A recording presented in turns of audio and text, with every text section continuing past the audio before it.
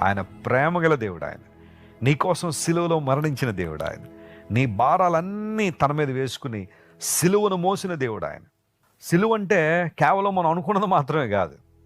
సకల లోక పాప భారాన్ని యేసుప్రభు తన భుజాల మీద వేసుకున్నారు. ఆయన భరించాడు. మోయగలిగిన దేవుడు ఆయన. నీ భారాన్ని మోసాడు ఆయన.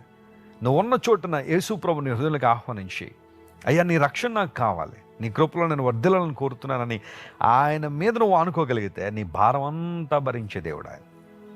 ఓ దేవుని సేవకుడు ఇలా అంటాడు, ఈరోజు నాకు చాలా పనులు ఉన్నాయి, చాలా పనులు నేను చేయాల్సిన వాడినై ఉన్నాను, చాలా బాధ్యతలు నా మీద ఉన్నాయి.